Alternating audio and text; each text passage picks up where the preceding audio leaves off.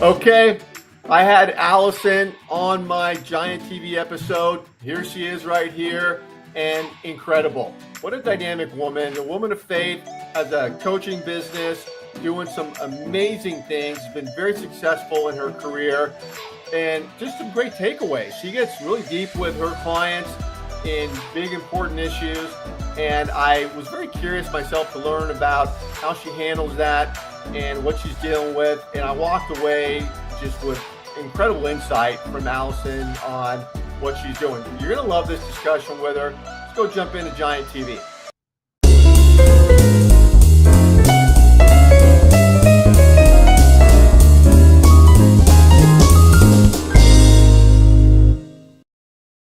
Hi, everybody. This is Paul Hitchcock. I am the founder and president of Giant Jacks Media, where we are helping others to grow and nurture their businesses. This is my channel called Giant TV, where I do a lot of things. A lot of content goes through this channel, and I have incredible guests like Alyson MacLeod. Alyson, welcome. Oh, thank you so much for having me, Paul. Yeah, we were chatting a little bit beforehand, and I'm looking at your LinkedIn profile here. You got so much going on, so interesting.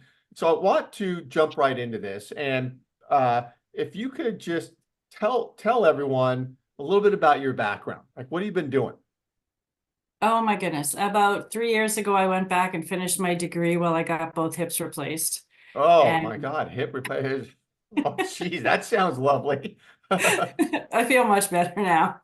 But Wow. as I finished that degree in community economics and social development, I was also an author, and a friend brought a book to a board and said, hey, you need to hire this person. So during the day, I'm still working for the Center of Social Justice and Good Works, and we own Sweet Change, a chocolate company. And then my coaching and consulting business is up and running, helping sort of midlife crisis people find their way. Yeah, love it all, because I want to ask you, because you're a best-selling author, speaker, podcast host, so the chocolate company, that's interesting. That's owned by the nonprofit or owned Yes, you? it Okay, is. all And right, it's all making. Belgian chocolate, best in the world. Oh my gosh. Okay, well, let me give you my address because you can send me some of I can that. do that. Oh man, that's my weakness, chocolate. All right, so you're doing that. Okay, so the coaching business. Tell me a little bit about that. I'm really interested to understand more about that, who you're working with and what your focus is there. I started coaching in about 2001 because I opened up my own gyms, and I was a nutritionist and personal trainer, and then went from that to selling those businesses and of course getting divorced. So everything changed.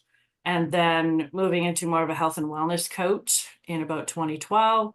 And through that course, I also got certified in as a life coach, a business coach. I've owned 8 Wow. businesses. I finally sat down in 2020 in the middle of my degree and went, okay, God, what do you want me to do? Yeah. Yeah. So, Yeah. and he said, help the whole person. So that's when my Soulful Living Blueprint came together to say, hey, I need to help people find, like myself, what is it that I want to do now? I sort of followed the path of least resistance and whatever fell into place, which was great. But I wasn't really following my calling or my passions or what my soul wanted to do. What's the soulful living blueprint? What is that? That helps somebody find their personal vision and mission, kind of your purpose in life that really lights you up. And then how do you take that into your relationships, your health and wellness, your business or career, your contribution, and your spirituality? So Well, how to honey, help the whole person. yeah, it sounds incredible. And so how does that look when you're working with somebody? First of all, what are the triggers where somebody feels that, they need to work with you, or you uncover this? Like, what are the triggers that are going on in somebody's life, personal or business? And then that's a heavy subject you talk about there. I mean, there's a lot of deep stuff there. So how do you get into that? But first, yeah, what are the triggers? Which usually, I start out with working with women. We're doing midlife, right? There could be empty nesters. They've gone up so far in the corporate ladder and then decided, I don't want to be the head of this company. What do I do? Yeah. So it's the transition from, I have a high paying job, but I don't want to, how do I use my skills moving forward? And then some of that too is just they get to the point where they're sad. They don't know why they're sad. They're, they're 3 in the morning eating ice cream going, I don't know why I'm here, right? Yeah. Like I'm not Yeah. taking care of my kids, my husband's independent or gone. What do I do? And for the men, sometimes it's just they've done everything they needed to do. They're taking care of the family, they're bringing in income. And it's like, yeah, but I'm going through the motion, right? I Right. don't Yeah. Yeah. feel happy anymore. Yeah. So that usually starts, and there's a lot of tears and Yeah. a lot of aha moments and working on awareness and just helping them understand they're stronger than they think. Well, I mean, it sounds a little bit like therapy. And, when people come in with you, are you doing a lot of listening to Yes. folks? And then is it conversational? Are you guiding them? Or, I mean, what's going on there with the interaction? I do a lot of listening and then I'll ask questions because as they speak, sometimes I can tell they're close to something, but they're not aware of it. Uh, So, and other different triggers, like we do talk about childhood and how much fun they had or didn't have. And, a lot of even myself growing up, I was that scared little girl. I was the oldest of four, kind of a militant family. You stand up straight, shoulders back, and you smile. Doesn't matter what's going on. yeah. Yeah. Right? Yeah. Yeah. So I was in frilly little dresses and I just wanted to climb the trees and I could not or I'd be dead. So, it's those little things that stop humans as we grow to do what it is that we really want to do. Yeah. It seems to me there's an art when you're getting into those conversations with somebody, and you can verify this for me, there's an art to helping somebody get to the right answers as opposed to just telling them what the answers are. Is that a fair way to assess what happens sometimes there? Absolutely. Because I mean, in therapy, they'll kind of guide you to tell you what you need to do next. I don't do that. So it's more of listening and Hmm. having those conversations of, did you think of this? What about that? How's this relationship with this other person?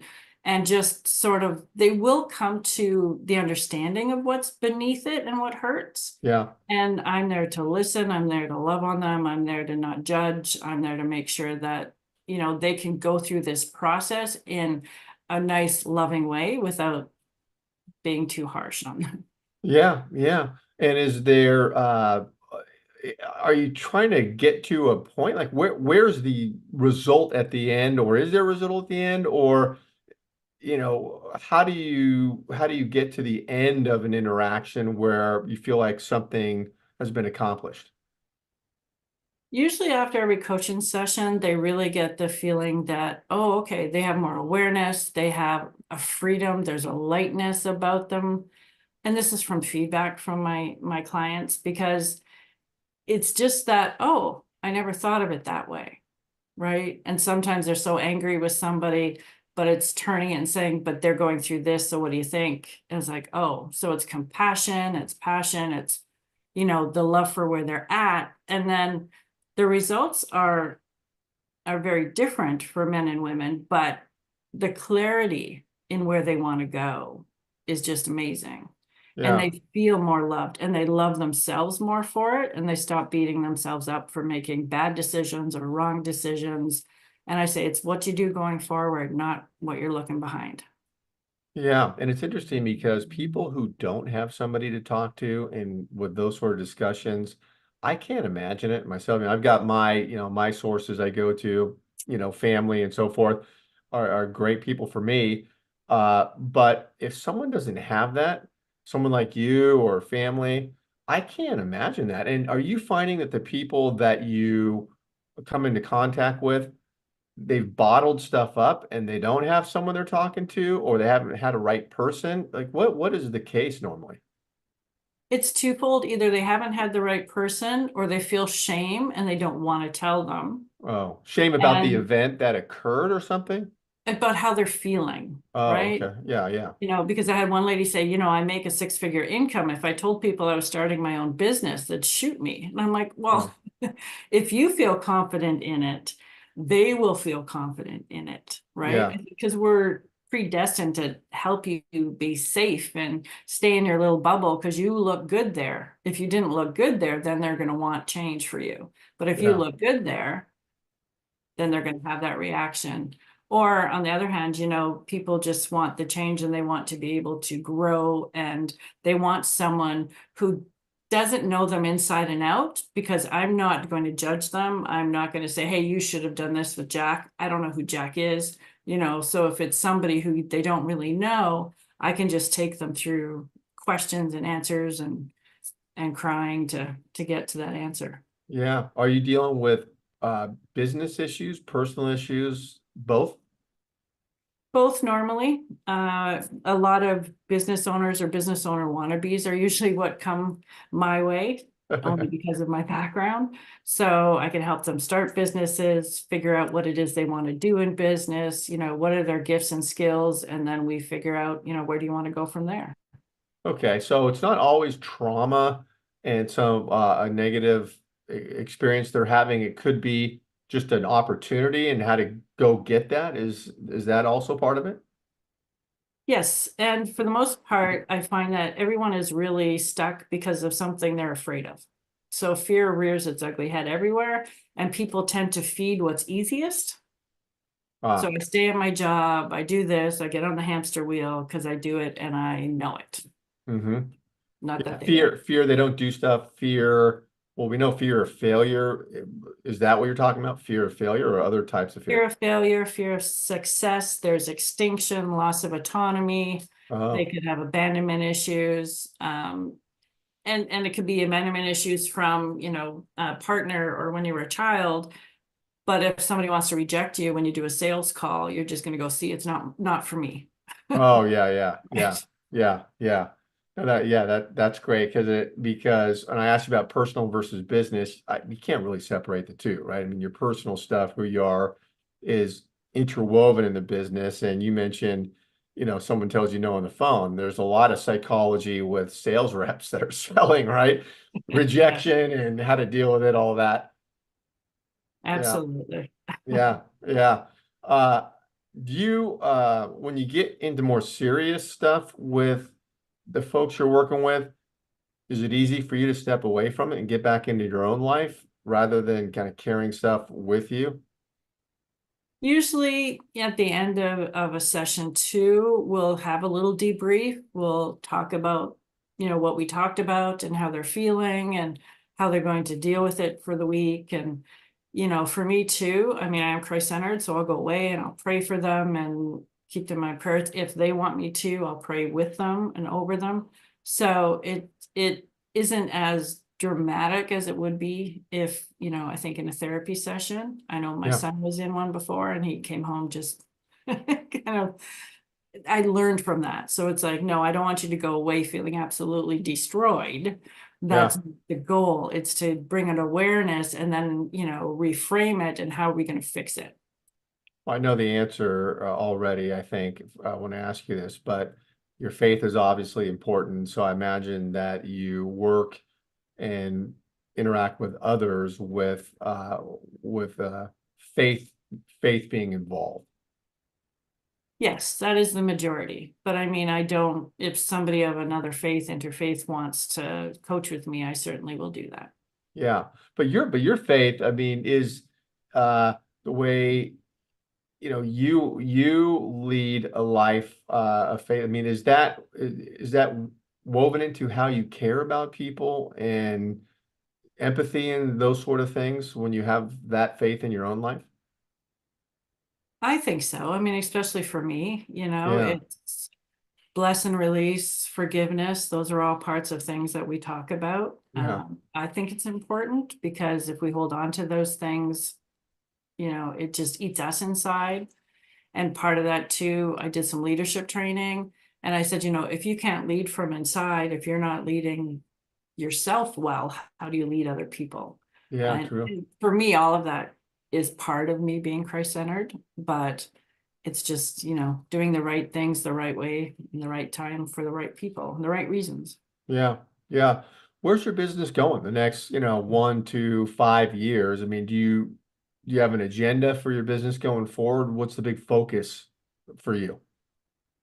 The focus for me is to do more speaking in the next 6 months. I have a Hmm. number that I'm speaking at. Universities have asked me to speak in front of business students so they can pick and choose kind of where they want to go and do some more talks that way. I also look to hire more people. So in a year from now, then it is something I can do for larger retreats, have bigger group coaching sessions, and some, higher end one-on-one coaching that I do. So yeah, a lot of wonderful things coming down the pipe. Oh, that's great. And you're in Ontario that we were talking about. What's going on in Ontario? Are you from there? I am from Sault Ste. Marie. Yes, right above Yeah. Michigan. What's what's that town like? We're beautiful. I mean, we're very lucky to be on the Great Lakes. We have the energy of Lake Superior. I'm 20 minutes from water in any direction. Nice. So yes, I am very blessed. And one day I will own some property on Lake Superior and have a big retreat house. That's the goal. No doubt that's going to happen. Well, I got to tell everybody listening that wherever you're watching this video, because we simulcast it on YouTube, Facebook, LinkedIn, X, I think others, that Alyson's contact information will be around this video. Maybe it's up here or down here, but get connected with her. I'm learning a lot. And Alyson, thank you so much for being here. Great discussion. Thank you so much, Paul. It's been a pleasure. Okay, talk to you soon. Thank you.